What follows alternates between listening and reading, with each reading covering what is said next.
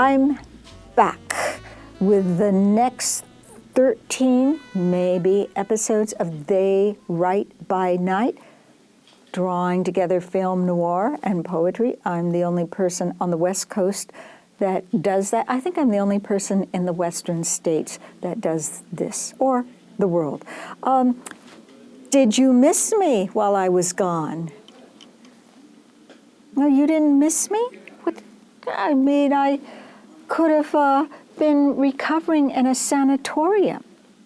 I could have disappeared for a little while for a little soiree. Is that a word? Soiree? One of those things, into the criminal underworld. You know, I'm not saying I did. I'm not saying I did that at all, but I could have. In any case, now I'm back. Now, I wanted to mention to you all, very first time I started this series of 13 explorations of contemporary poetry and its connection, maybe, to certain films noir, I never told you who I was, right? I didn't tell you how to pronounce my name. So maybe there's millions of people out there mispronouncing my name.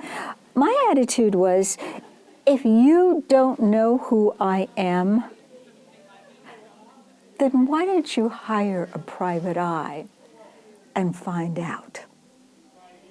I still have that attitude, so I'm still not going to mention my name. But I'm going to mention the name of the place that I'm in right now, the Frolic Room. The Frolic Room on Hollywood Boulevard. It has it's kind of empty right now, I have to say. It has a reputation for being somewhat noir. Now, its reputation might be based on the fact that it was a speakeasy. Oh, back in the early 30s, you could not buy this drink in the Frolic Room in 1930 when it opened legally. You can buy any drink there now legally. It opened as a legal bar in 34. It also has a reputation. Well, some people say this was the last place that the Black Dahlia, Elizabeth Short, was seen. That's not what I hear, though, really. I think the last place she was seen was the Biltmore Hotel, walking toward the Royal Crown Grill. And the next person who saw her was her killer. So the Frolic Room, it's not so noir these days. When it's crowded, there are very non-noir people, nice people, regular people, good neighbors, good citizens, good students. It's empty right now, very uncharacteristically, so it's very noir. And you know why? Because I'm here. Oh, one other thing before we start. We're going to talk about the Homme Fatale. But there's one thing that I just have to get across. We have a lot of, we're very technologically advanced here, very futuristic, very with it in terms of technological, every kind of advance you can think of, except they can't shoot my feet. So I have to show you, these. This is the only way. I bought these on eBay, and it is all about the shoes. I like to buy vintage things, pre-owned, and then imagine the interesting people that wore these things, this Bakelite, my shoes, and the interesting lives that they had. Interesting, but not as interesting as my life. You know what, I have to, God dang. I lied to you already. It's not all about the shoes. See, I've got a conscience. Even though I'm attracted to noir, I have a conscience. Gotta admit that I lied. It's not all about the shoes. It is never all about the shoes. It's all about the drink. What I'm drinking right now, this is a creme liqueur.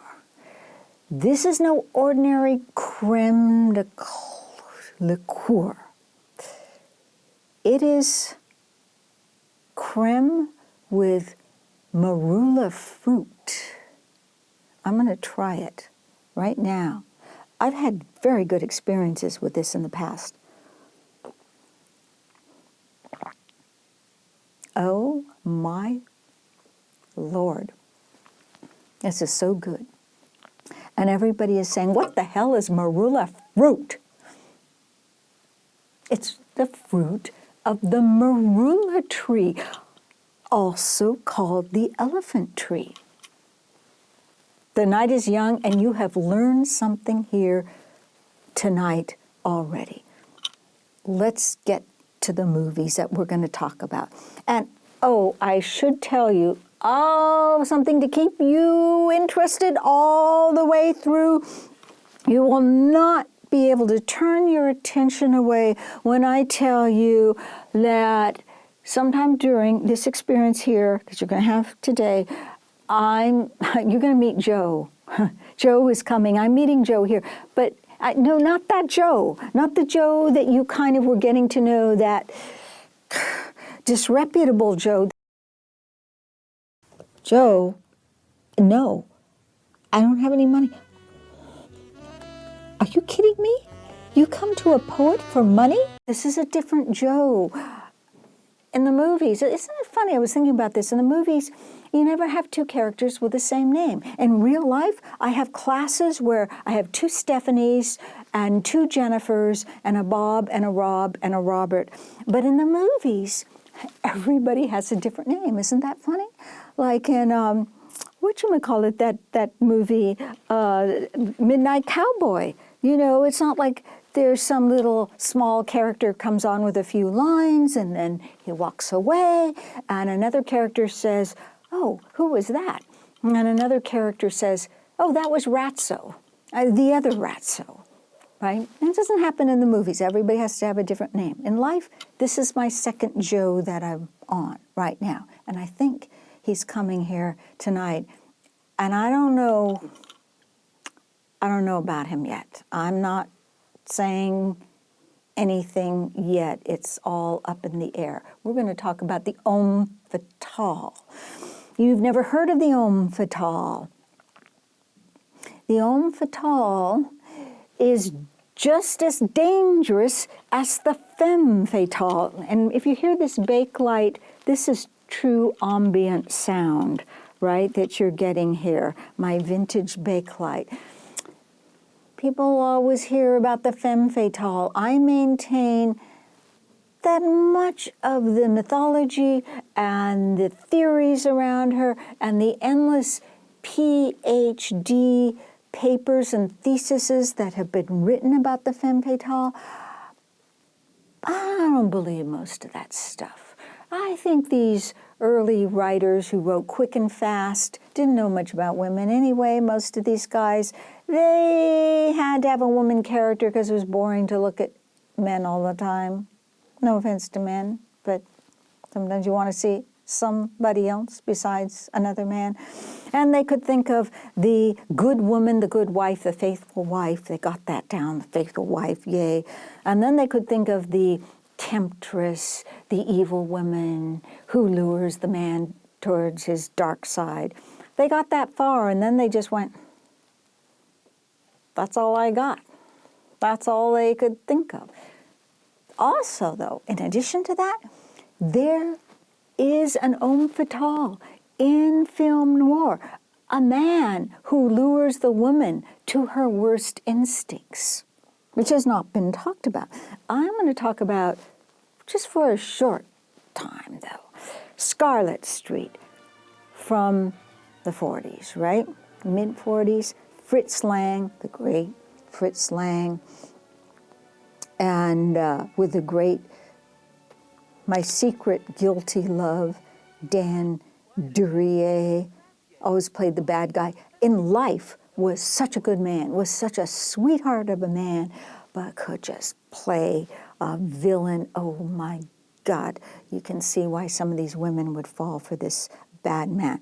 And Joan Bennett as Kitty March, and the great Edward G. Robinson, who gets tempted by Kitty March in the movie called Scarlet Street.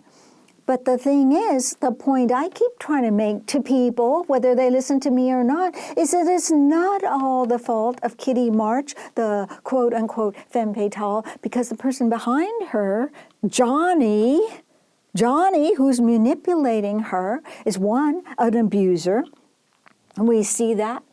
We see that when he beats her up and leaves her on the street, socks her in the eye.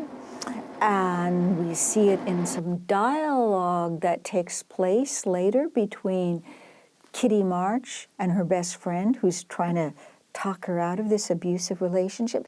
Honey, what's happened to you? Don't you wish it could happen to you? I'm in love, crazy in love. With a man that pushes you around the way I wouldn't push a cat around. You leave Johnny out of this. With your looks and figure, you could get any man you want. Sure, but there's only one I want. Yeah, and he's making a tramp out of you. You wouldn't know love if it hit you in the face. If that's where it hits you, you ought to know. He sets her up really to trick Christopher, poor Christopher, the innocent dupe who falls for Kitty March. So that adds another layer to the complexity of all this. And I think more should be said about the Homme Fatale. Now, my favorite Homme Fatale movie, neo-noir, right? 1987, written by David Mamet. You know David Mamet? If you can name 4 contemporary playwrights writing in English, American playwrights writing in English, you know David Mamet, Pulitzer Prize winner, influencer of many playwrights who came after him. I have to have some more of this marula fruit. It's fruit. It's got to be good for me, right? Oh, this is so good for me. When I first came to LA, for about the first 5 years I was here, seems like all year around, there was some little theater that was showing David Mamet's early one-act Sexual Perversity in Chicago. You could go to see Sexual Perversity every single night if you wanted to, somewhere in LA. And then, of course, he wrote American Buffalo, and then he wrote, what was that film that had Al Pacino, Jack Lemmon, and what was that called? It was about, you know what, that's what one sip of marula fruit does to me. I can't remember the name of the movie with the, Glengarry Glen Ross. Now, the one I want to tell you about, House of Games. That's the movie I'm talking about. Directed and written by David Mamet. It is a very feminist movie, or the argument could be made it's very feminist. When I say feminist, keep in mind there are all kinds of different feminists.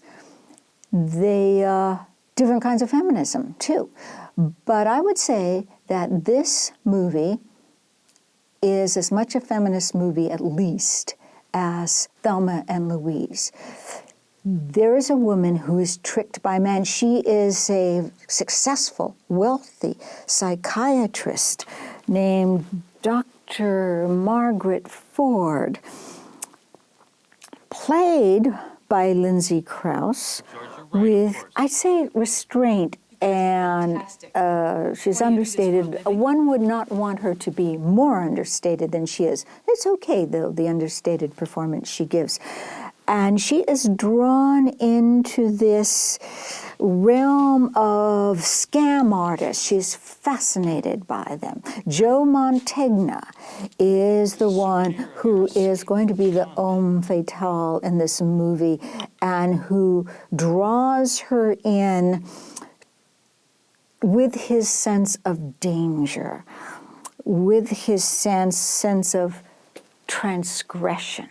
Now, you have to pay for that, you see, when you start involving yourself with criminals and you think somehow you will not be a target. But she's going to be a target. Give me your hand.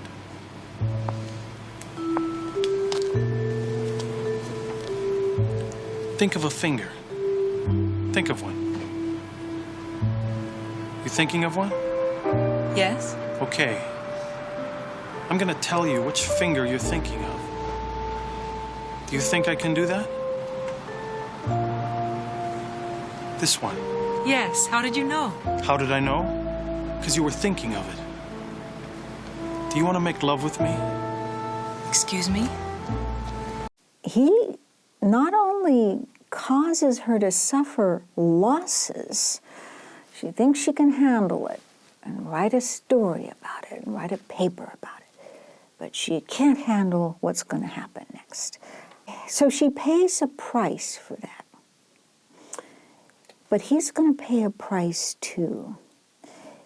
He pays a very big price for tricking her. You can't bluff someone who's not paying attention. And because he does more than one bad thing to her, he also humiliates her. He pays that price more than once.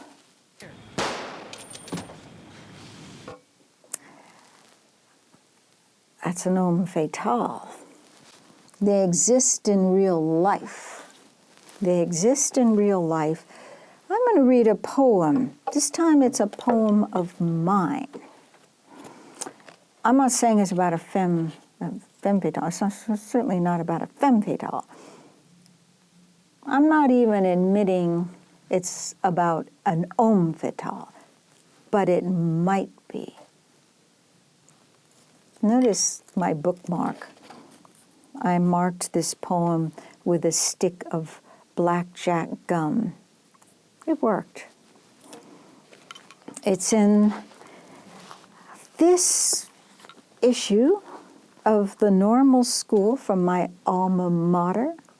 My alma mater was back then called Fresno State, where I studied with Philip Levine and other very good teachers. Peter Everwine, Chuck Hanselchuk, tough. They were tough.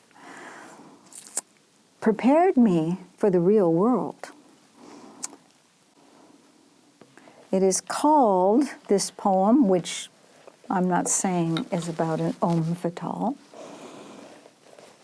It is called He Really. I went all gold like a lioness. I rolled over, nothing could hold me, but he did. I surmised how much he wanted. I guessed. Call it intuition, how much he wanted and where that want began. On him nothing sank or folded into swimming fleshiness. His body made its mind up firm. He'd caught me from behind when my back was turned. I went dumb as cattle. Something owned me. My name turned to helium. I could have been anyone, but I was something specific, sudden, molten in this light, moon through window glass. That was then, before. Back then, a room wall to wall with another room.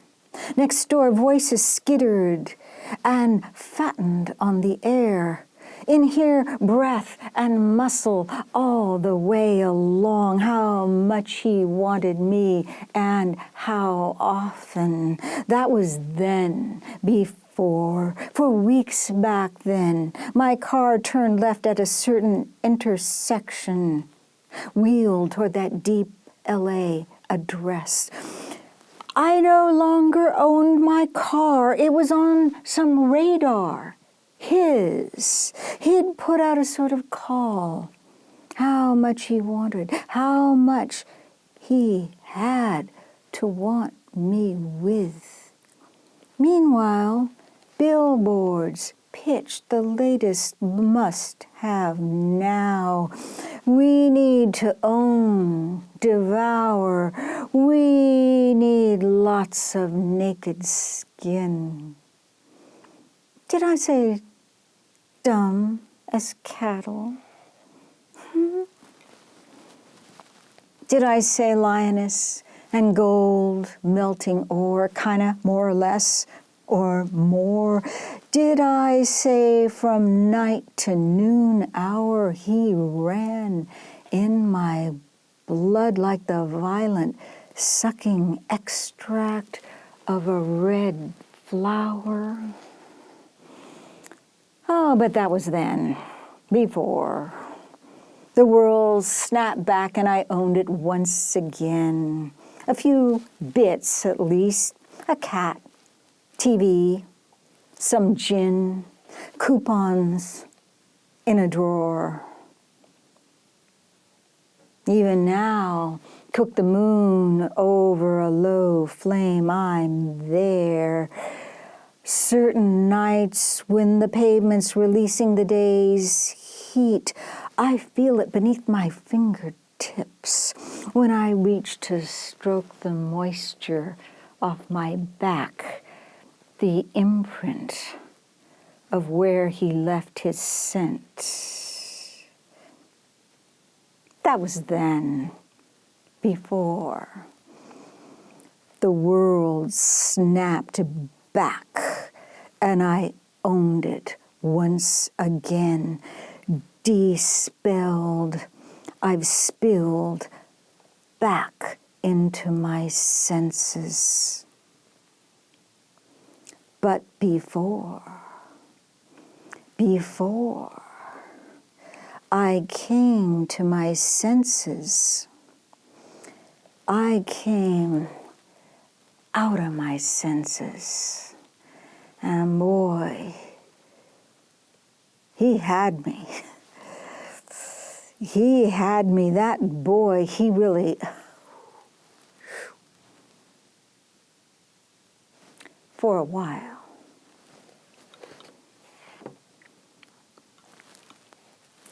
Where are we?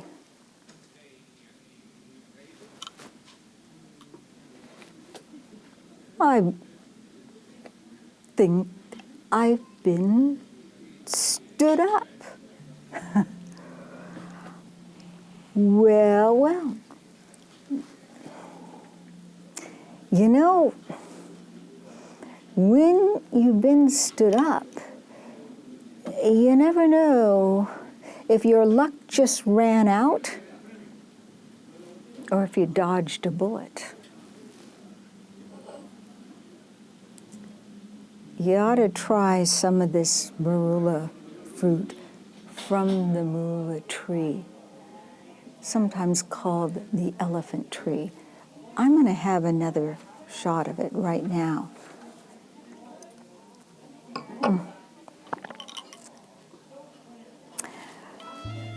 So, good night, ladies. Good night, gentlemen.